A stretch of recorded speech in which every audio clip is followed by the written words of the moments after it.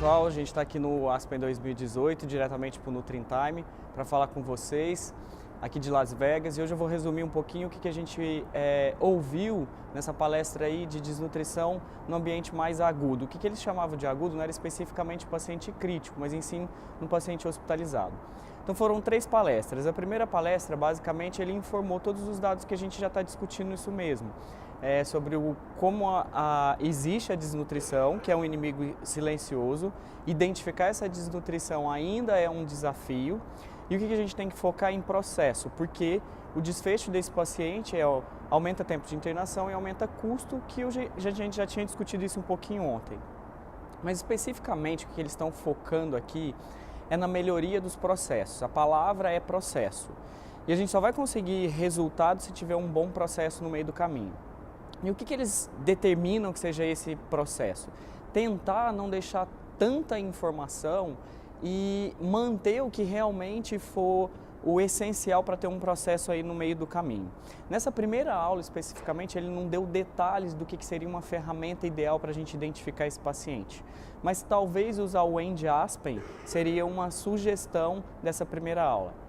A segunda aula foi extremamente mais técnica no sentido de entender como que a gente pode melhorar isso do ponto de vista de tecnologia e não só em prontuário e manual.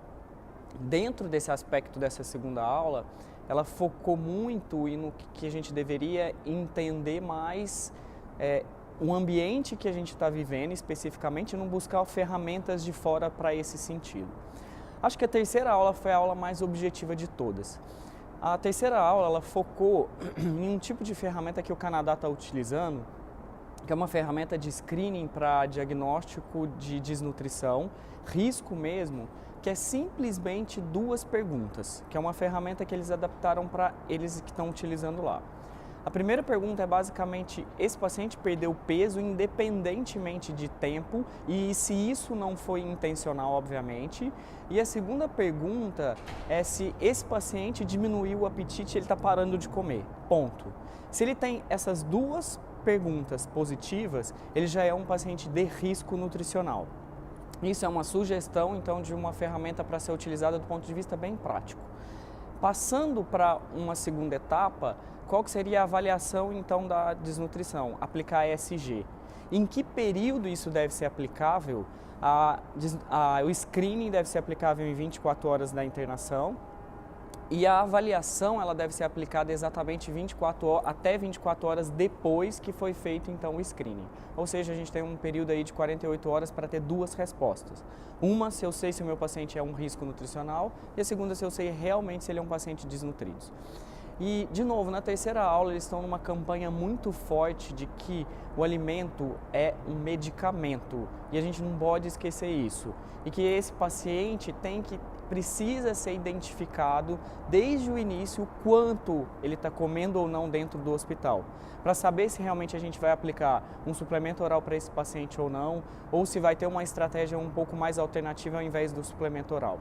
E o mais interessante o que resume realmente essa última palestra foi que, na primeira situação que eu identifico um paciente com risco, depois eu sei que ele é um paciente desnutrido, automaticamente eu já tenho que ter um plano de alta para esse paciente.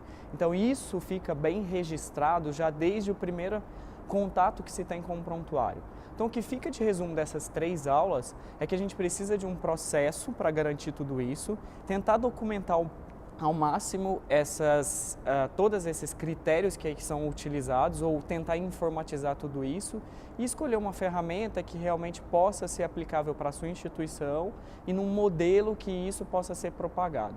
Eu achei bem interessante essa ferramenta muito simples, muito mais simples que o NRS, como a gente já discute muito o NRS, que são apenas 2 perguntas para screening diagnóstico.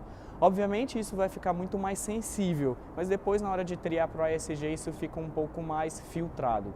Bom, a gente está terminando aqui o segundo dia do Aspen 2018 de Las Vegas e a gente tem um próximo encontro aí no NutriTime. Um abraço e até mais.